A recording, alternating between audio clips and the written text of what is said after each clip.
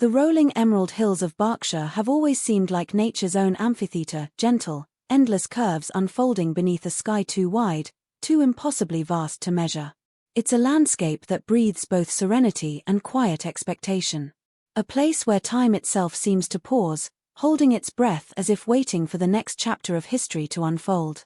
And it's here, in these timeless English countrysides, that recent events have rippled through the very fabric of the monarchy, drawing the eyes of the nation and indeed the world back to the British royal family.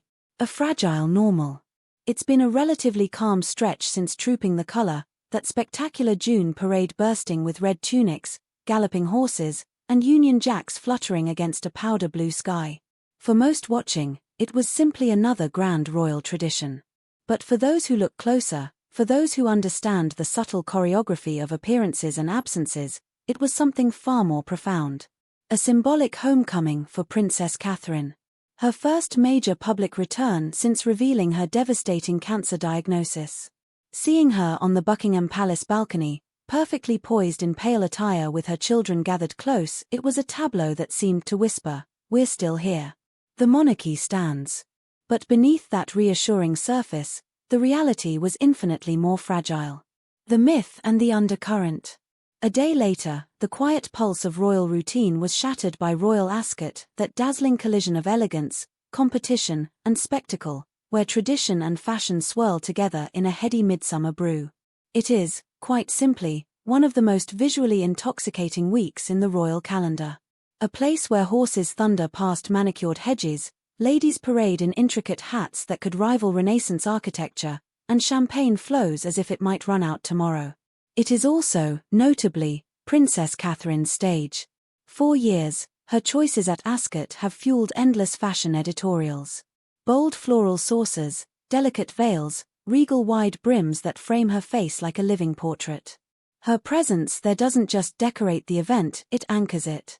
And so when this year's carriages rolled down the green track and her seat lay conspicuously empty, it was not simply a scheduling change. It was a tremor. A hushed pause that slipped through the stands and tightened throats. Behind palace gates, the weight of waiting. Because here is the raw truth, stripped of the millinery and protocol. How long until Catherine can return to anything close to her old rhythm? No one can answer. Not her doctors. Not her family. Certainly not the palace press team, who have found themselves once again tiptoeing around the uncomfortable fact that a future queen is still, quietly, fighting for her health. As Wimbledon approaches, another event where Catherine's presence is almost ritual, where cameras lovingly track her reactions in the royal box, a ripple of restrained apprehension is already traveling through royal watchers. Will she appear? Should she? The hidden battle finally revealed. Just yesterday, all of this took on a deeper, more haunting dimension. Because a startling new revelation has finally pulled back the curtain on just how grave Catherine's 2024 health battle truly was. Up until now, the severity of her cancer journey had been wrapped in layers of gentle euphemisms and cautious optimism.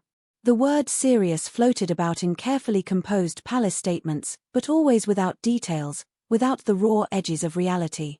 Now we know that behind those serene smiles, Catherine was enduring something unimaginably grueling.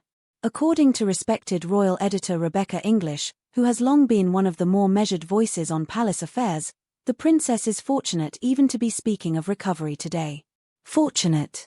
A word that carries the weight of all the darker outcomes that might have been. The port beneath the dress. During Trooping the Colour, the very event that was celebrated worldwide as Catherine's triumphant reappearance, something crucial lay hidden beneath the smooth lines of her Jenny Packham dress. A medical port, surgically implanted in her chest. It's a small device, but it means everything. A port is a doorway under the skin, connected by a fine catheter that snakes through to a vein near the heart. It's used to deliver the heavy artillery of modern medicine, chemotherapy, antibiotics, even emergency transfusions. It means her treatment was still active. Her body was still engaged in a pitched battle for survival, even as she stood waving from that iconic balcony. The detail is almost too piercing to hold in the mind. That beneath the coordinated hat, beneath the diamond earrings, a silent war was underway, one Catherine fought with the same calm dignity she's always brought to her public role. The brutal truth of recovery. Recovery, as we're learning, is not a neat upward line. It is jagged, halting, full of humiliations and tiny triumphs. There are days when energy returns like a sudden grace. And days when simply climbing the stairs feels like Everest. And Catherine, ever discreet, ever gracious, has learned to heed her body's quiet pleadings. Not today. It is a hard lesson for anyone. For a royal, for a woman whose life is lived under relentless global scrutiny, it is doubly so. The empty seat at Ascot. Which is why when Ascot's third royal carriage rounded the bend and eager cameras searched for the Princess of Wales, they found instead Prince William, seated alone but not unsteady. His smile was measured, polite. His composure flawless. Beside him sat the Duke of Kent, a distinguished substitute. But it wasn't the same. A ripple of surprise ran through the terraces. Social media flared to life. Where was Catherine? Because for years, this has been her realm. Her appearances at Ascot aren't mere frivolities, they're statements. They reassure, they symbolize continuity, they whisper of a monarchy both timeless and modern. And this year, the absence was thunderous. The quiet reason. Behind the scenes, however, the explanation was heartbreakingly ordinary. Her doctors had advised caution. Rest. After returning to public life with two momentous appearances, Trooping the Colour and Garter Day, Catherine's medical team wisely counselled against overloading her fragile energy. And so she stayed away, privately disappointed, while the world speculated. It is perhaps a sign of just how deeply invested people are in Catherine that even the smallest deviation, an empty seat at a horse race, can ignite such worry. Because the truth is, she represents more than a person. She embodies a thread of hope for the monarchy's future. A bridge from beloved past figures like Diana to whatever shape the crown takes next. A glimpse behind the scenes. Just days later, however, came a quieter moment that offered a glimpse into how Catherine is still very much present in her role even if the cameras are not always there. According to the court circular, the understated document that records every official royal engagement, Catherine joined William on June 25 for a formal strategy meeting tied to their royal foundation. No photos. No press. Just serious work on issues that matter deeply to her: early childhood development, mental health, the social threads that hold communities together. It was a reminder that while public appearances are rationed, Catherine's commitment has not wavered. If anything, her health ordeal may have only deepened it. The ripple effect across the monarchy. For the monarchy itself, these moments carry enormous weight. Because the institution is in a period of profound transition. King Charles, still navigating his own cancer treatment, has had to scale back. Queen Camilla has taken on more ceremonial duties, but public opinion remains mixed. And so all eyes inevitably turn to William and Catherine, the steady, youthful pair seen as the clearest path to a revitalized royal future.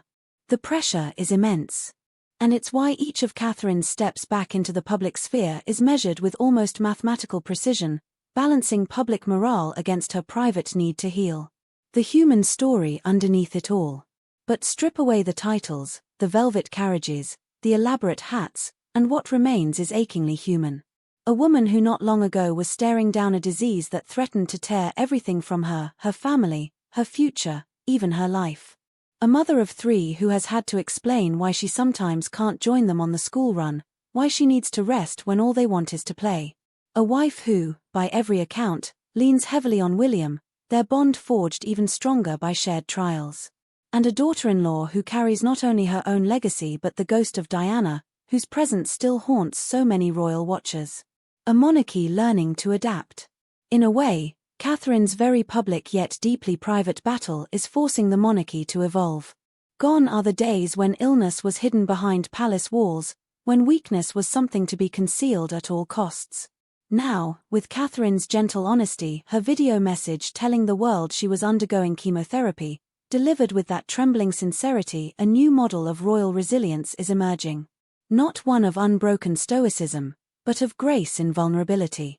Of admitting hardship, yet continuing to serve in whatever way possible. What comes next? As the summer deepens and thoughts turn to autumn, a season heavy with royal engagements, the question remains. When, or perhaps if, Catherine will resume a full schedule. Whether her appearances will continue in this careful trickle, or if a more robust return is on the horizon. What's certain is that each time she steps out, it will not be just another royal outing. It will be a quiet triumph. A testimony to endurance, to the hidden battles so many face, royal or not. And your thoughts? So what about you?